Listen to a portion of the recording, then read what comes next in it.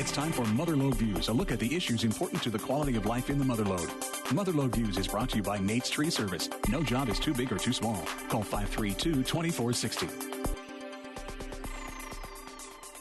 Well, good morning and welcome to Mother Lode Views. I'm BJ Hansen, your host. Well, today we're going to hear about the latest happenings in the community of Tuolumne and special events taking place later this year, including the Tuolumne Lumber Jubilee. Aaron Rasmussen is joining us on the show. He's on the Tuolumne Park and Recreation District Board. He's the chairman of the Tuolumne Lumber Jubilee, a member of the Tuolumne County Historic Preservation Review Commission, member of the Tuolumne County Veterans Committee, and that's just a few of the many roles you have in the community, isn't it, Aaron? Yeah, that's about half of them, I think. So there's a lot of things we could get into today, but first off, I was just kind of curious. You can give us kind of an overview of what's going on with the Tuolumne County when it comes to park and recreation in regards to projects. Yeah, so Tuolumne Park and Rec has been really expanding its influence in Tuolumne and looking at ways to improve the community through fundraising and event spaces. We just finished up a community outdoor theater next to the community library. That is very nice, and it's open for anybody to have wedding venues, artistic plays, and movie nights. But we do our movie. We're doing our second annual movie nights in the theater this year, and they're happening every Friday through June through August. And you can check our website for the different movies we'll be showing every Friday. Movie nights could be even more popular now that the movie theater closing and so forth. People need a spot to go watch movies. Yeah, and we'd have to look into getting the new movies, but it's a lot of oldies. The classics are great too. Classics, yep. And so then another major project we've been working on is we've developed the old T&W funeral home building there in Tuolumne. And it's been repainted, remodeled inside. It's very, very nice for get-togethers, parties. I just had my mother's 70th birthday party there. Anywhere from 30 up to about 100 people comfortably. And that's just beautiful to see that building in Tuolumne being revitalized to something that is useful. I remember going there as a child for a few funerals and the red velvet carpet and the dark walls and the sadness that was surrounded that place is now turned into just a beautiful, bright place for joy and gathering. So that's really cool to see. And we're doing our best to maintain the parks up there. We just got our contract approved through the county last year. It was a little bit of a fight because of the budget, but we're providing Tuolumne County a service to take care of the parks at a very reduced rate than they would have to do themselves, or they wouldn't really be able to do themselves with their current staffing and stuff. So that's been an over 30-year partnership that we're trying to maintain. And there's also been talks, and we're looking into trying to find ways that we could annex that property to Park and Rec from the county, but that involves a lot of different aspects that we're looking into right now. Have you noticed Tuolumne change quite a bit over the years, or has it remained pretty much the same? It's changed definitely over the years. I was born in 1983, and I lived on Main Street for many, many years. And during that time, there was a lot more population, it seemed, a lot more people in the parks and social events and stuff like that. And that still has remained. I think Tuolumne is special in that regard. Tuolumne Township compared to Tuolumne County. Tuolumne Township is one of the last vibrant generational towns that people just love and adore. So that has continued, and I see that strengthening. And the only time I ever see it wavering a little bit is when prominent community members pass away or move away. It's just detrimental to our community family, really. In the past, it has been a rough town. I mean, even if you go back further in the history, when we had the mills running, I hear stories. It was just rough. We had a lot of bars and a lot of mischievous things happening. And that has really cleaned up a lot over the years, I'd have to say. We don't have that roughness like we used to, although it is part of our history, I would say. And the roughness in the sense that, it's not dirty, it's well maintained, people are generally nice and welcoming. We don't have a lot of vagrancy, we don't have a lot of graffiti, we don't have a lot of theft in the community in that regard. And when those things do happen, and they do happen occasionally, everybody in the community is upset, we're on guard, and we want to know who did it. And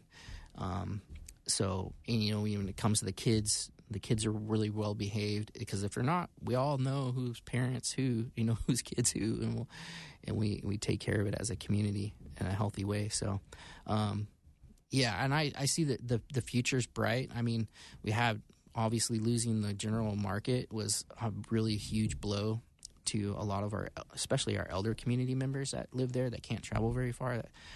I remember growing up, the little store at the Oddfellows building was fundamental to me going down there and grabbing things for dinner for my mother and my family. And I really, as I got in the recent years, the only store I'd really go to was Tuolumne Market, because I just prefer not going into town, and dealing with the bigger areas and more crowded places. So I really look forward to the tribe revitalizing and maybe resurrecting a market there in town. There's been talks, but I think that really is, I don't know all their plans to detail, but they're building new homes out there, and I think when they finish building all those new homes, then they're going to probably look at that bringing back the store, which would be very helpful to the community. And they've just been a major player in Tuolumne and keeping Tuolumne going with the casino and stuff, and making it more family friendly in the last few years. It's been amazing. I'm seeing good things there too, and so the future looks bright. It's going to be a place that people are always going to want to gravitate towards raising a family. It's just a perfect little environment, safe environment. Traffic, doesn't speed around. Kids can still run around on their bikes and have fun.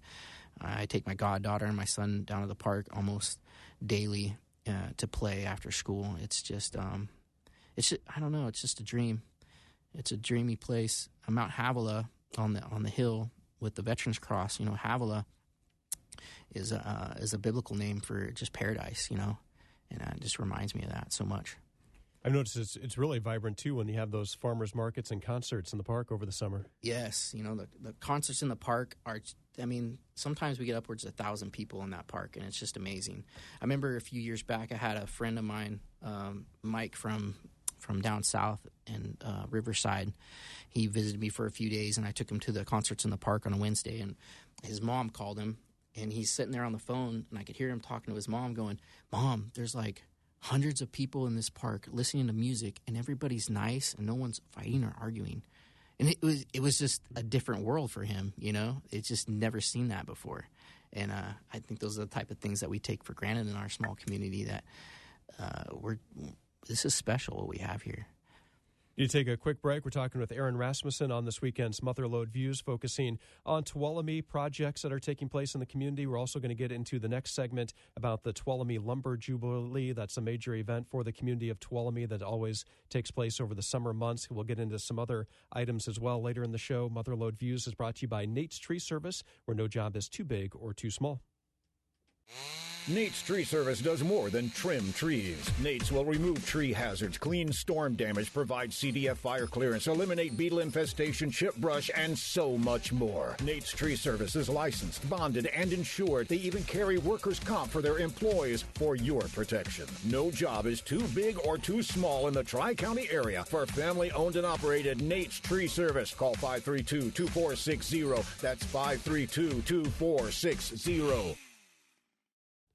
And we welcome you back to Mother Lode Views. I'm BJ Hansen, your host. We're focusing on the community of Tuolumne on this weekend show. We're joined by Aaron Rasmussen. He's involved with various efforts in Tuolumne, including he's a member of the Tuolumne Park and Recreation Board. He is the chairman of the Tuolumne Lumber Jubilee, a member of the Tuolumne County Historic Preservation Review Commission, member of the Tuolumne County Veterans Committee, and many more different things that he's involved with. And one thing we didn't get into, Aaron, during the last segment is there's also a new welcome sign in Tuolumne. That's a pretty cool thing. Yes, isn't that beautiful? That new sign was spearheaded by Tuolumne Sunrise Fund and local community members in the Tuolumne Museum. And it's wonderful. It's, oh gosh, it's a sight to see. It's not like any other sign that you would see around town. And so that's just a new project for 2026 that just looks beautiful for our town. And then the old sign I'm going to be personally taking down, and we're going to repurpose that the old location for to promote the Tuolumne Lumber Jubilee and other local events in that particular area. So looking forward to that project as well. Very good. So speaking of the Tuolumne Lumber Jubilee, what can you tell us about the planning for that event and things that are going to be coming up? So the Tuolumne Lumber Jubilee is, for me personally, it's a year-round planning event, but officially our meetings are from January to July, every second Thursday at 5 o'clock at the Tuolumne Veterans Hall. Please join us if you're interested in helping and being a part of that. The more the merrier.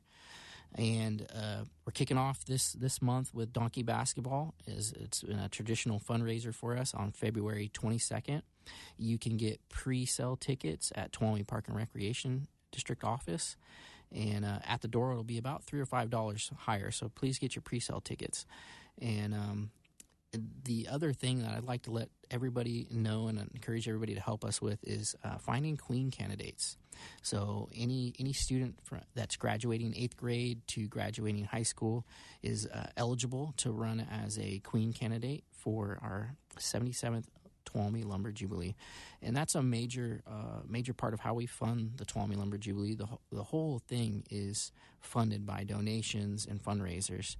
And again, this is 77 years. We had a couple breaks, but the community is strong in bringing it back. This is probably the longest running consecutive Tuolumne Lumber Jubilee that we've had. So it's been running since 1980 without a break. Even during COVID, we pushed through. We cut back, but we pushed through and made sure it happened. So the Tuolumne Lumber Jubilee is the township's family reunion. It brings everybody together. We have a good time. Sometimes you don't see people all year round because they're working and busy, but it's the weekend for reunion for the Tuolumne community. And so that's really special. It's very important. And it's definitely a lot of stress on my shoulders to make sure that happens for the community. But I'm up to the challenge every year, and I'm always looking for people to step alongside me and keep it going and help me through it. One of my favorite jobs is just being the mascot of the Tuolumne Lumber Jubilee. The smiles are priceless, and that's what really counts. And as you mentioned, it's having people come with you to help put on this event. I know volunteers sometimes are hard to get. What can you tell us about, do you need more volunteers and more people to step up? Always need more volunteers, like, for example, donkey basketball is coming up. I technically need like 2 or 3 people really helping me. It's one thing to get the paperwork done. It's one thing to make sure, I'm talking to the radio and getting the tickets out. But then there's, team development and coordination. So I've got my email box is kind of full right now. I got to get to some people wanting to make a team, which is I'm thankful for that. But if I had, a couple of people monitoring that for me and helping develop, that would be helpful. Even, promoting it, we don't really have a lot of signs up. That just takes more time and stuff. But I had a community member come up to me yesterday, like, I'm going to make a sign. I'm like, man, go for it. We have the funds to make things work, and our funding's kind of year to year. In July, we know what we can do the following year, and this year it's fully funded. It's going to be about $40,000, but the money we raise from now to the end of the Jubilee is what we're counting on for next year. So there's a lot of moving parts to that, right?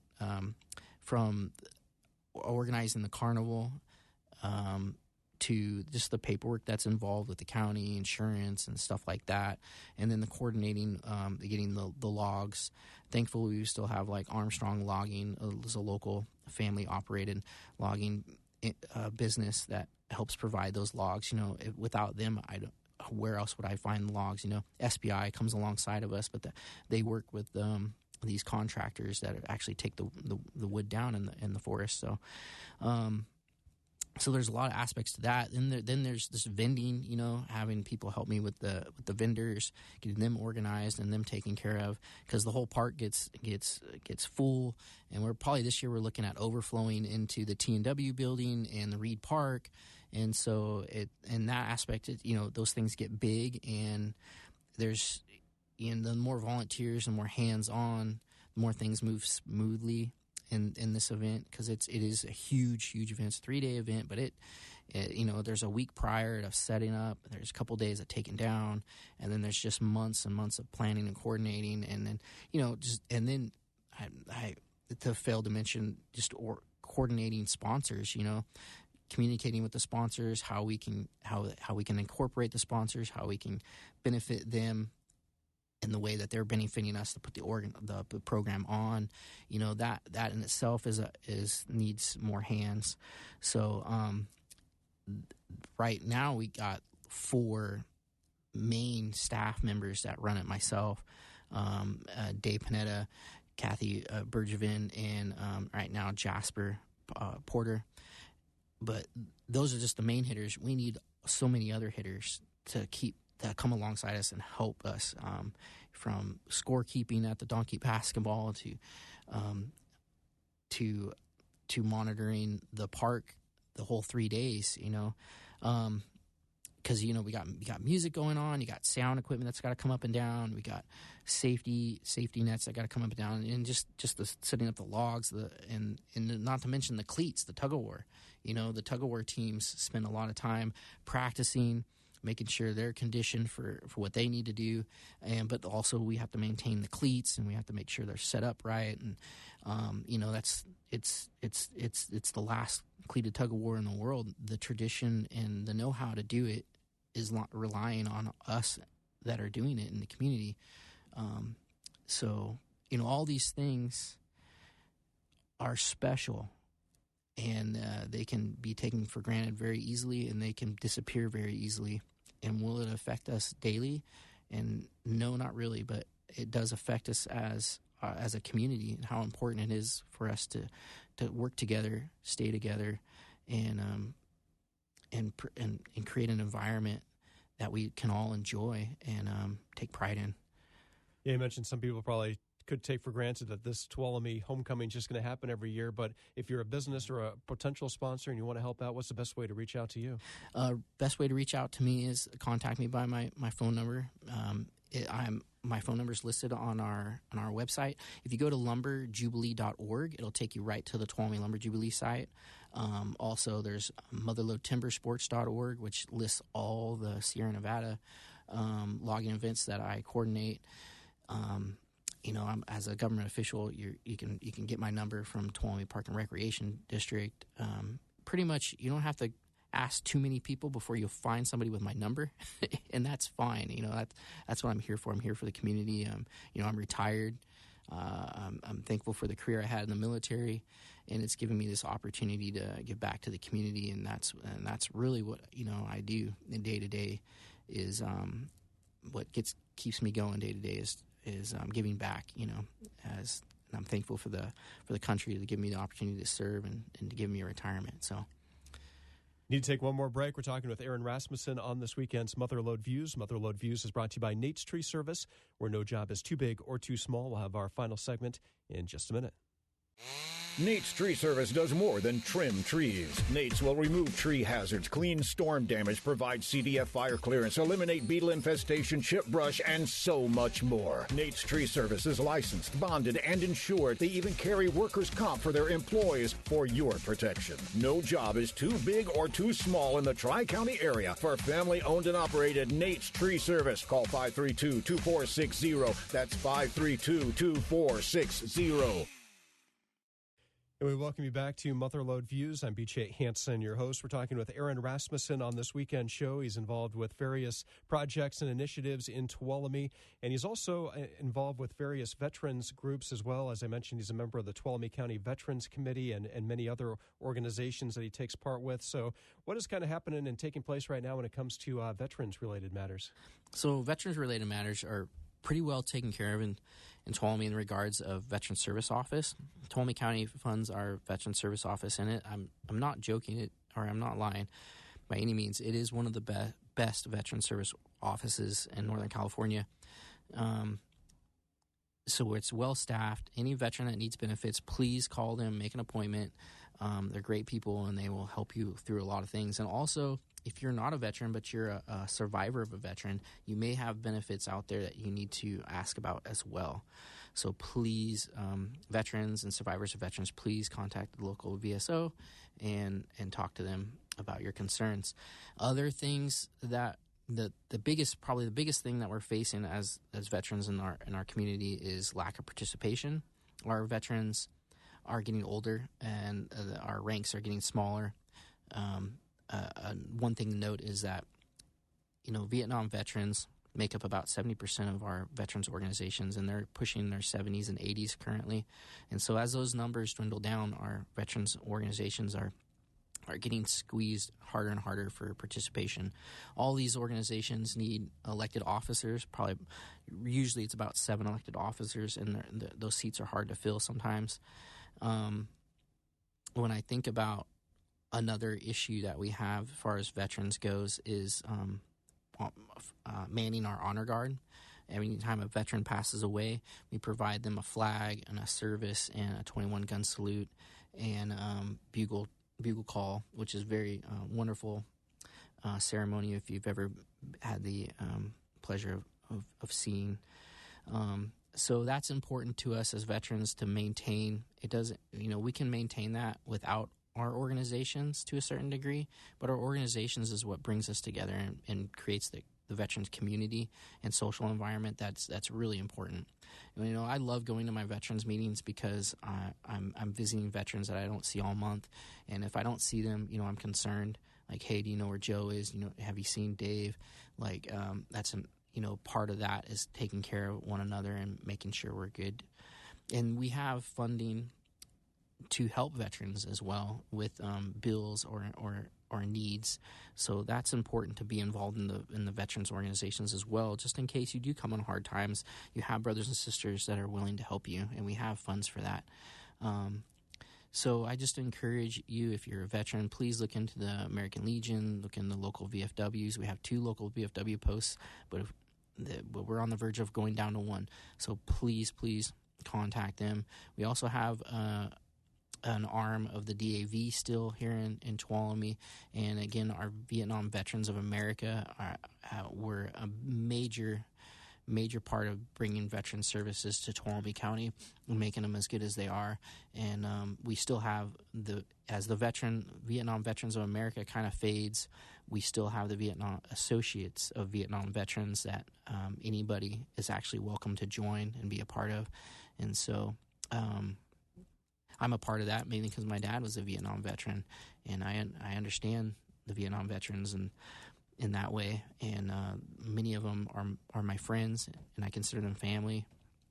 So, like our community is welcoming, our veterans community is welcoming too. So I just highly, highly, highly encourage, and I almost beg, I hate to say it, I almost beg our veterans, please get involved, stay involved, and it's really important for everyone involved, community as well too, because we do help a lot of community events and fundraisers as well as veterans. So one of a really exciting thing that I started off the year with is, and this is the first to be really publicized, is I submitted a proposal, myself and Frank Smart submitted a proposal to rename the Sonora VA Clinic to the Berger Grunther VA Clinic, Sonora, California. If you're not familiar with these 2 individuals, it's kind of, it's more than kind of, it's very special. Major Lucas Grunther was a Somerville High School student, graduate, and his plane went down in a training mission over Italy in 2013. And John Berger, his plane went down in 2003 in a training mission in Southern California, and he was from Sonora High School.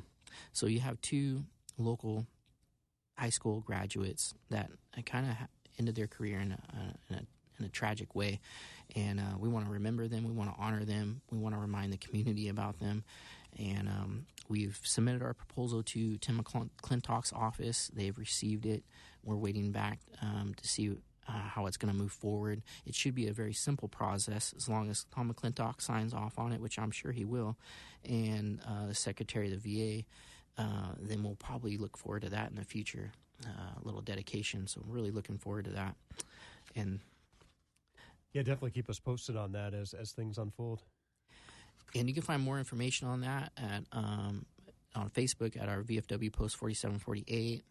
And you see the whole letter that we wrote up, and there's a lot of supporting letters from family and community members for that. And it's just a special read, special history. It's kind of hard to go over right now on the radio, but two great community members, and their legacy lives on for sure. Yeah. Well, we've got just a couple minutes left on this weekend's Mother Lode Views. We've hit on a lot of topics. Anything else that you'd like to add before we wrap up here today, Aaron? Takes me a minute because there's so much that goes into all these different things. From as an active community member, I just see in general that anywhere you look, we're lacking volunteers. We're lacking engagement from the community like we used to. Social media has created a different environment for us and how we connect and stuff, and we need to maintain a physical connection in our community in every different way. From it, be it politics, that's its own monster in itself. But the civic, social organizations that are in our community are really vital, and I think we take for granted sometimes that certain aspects and things that happen in our community are just going to happen, not knowing that there's so much volunteer and nonprofit organizations behind these efforts. So I would just highly encourage the community to get involved somehow, some way. There's many different organizations out there for your likes, and it's just gonna, if we want to maintain the atmosphere of the Tuolumne County as a welcoming, family-oriented, engaged community, it's gonna take the community to stay engaged. I understand that we're on difficult times. Some parents work 2 jobs, and there's after-school programs, and then there's barely enough time in the weekend just to regather yourselves. But I often talk about there's your internal family and there's your external family. There's your family at home, but if you don't have a community, a vibrant community, you're not going to have a home for your family. So those 2 things are really important. Aaron, I appreciate what you're doing in building in the community here. Yeah, you're welcome. Thank you. It's my pleasure. Yeah, and remind us again, Tuolumne Lumber Jubilee, what are the dates that people should put on the calendar this year? Yes, please mark down June 26th to the 28th, Tuolumne Lumber Jubilee at the West Side Park. We're, like I said, we're gearing up for that, and we're looking forward to seeing everybody. And we're looking forward to any support, help, volunteering, donations, anything you can do. Give me a call, and we'll get you plugged in. And how about the donkey basketball again? Yeah, donkey basketball, February 22nd, a couple weeks away. That's going to be on Sunday at 3 o'clock, February 22nd. It's a really good time for all ages. There'll be time where the kids can come down and pet the donkeys. If anybody's brave enough, think about putting together a team. If you don't have a team, call me. I may be able to place you on a team. It's really just a really fun time, about an hour and a half of just laughter and a little bit of competitivity in the community. So looking forward to seeing you. Well, Aaron, thanks for your time, and keep us posted and come back again sometime. All right. Thank you for having me. Again, we thank Aaron Rasmussen. He's been joining us on Mother Lode Views. We've been talking about issues related to Tuolumne, also Veterans Matters, and looking ahead to the Tuolumne Lumber Jubilee. I'm BJ Hansen. I was your host. If you missed any of this show or any past shows, you can find them archived in the media section of mymotherlode.com. We'll see you back next week for more Mother Lode Views. You've been listening to Motherlode Views, a look at the issues important to the quality of life in the Motherlode. Motherlode Views has been brought to you by Nate's Tree Service, where no job is too big or too small. Call 532-2460.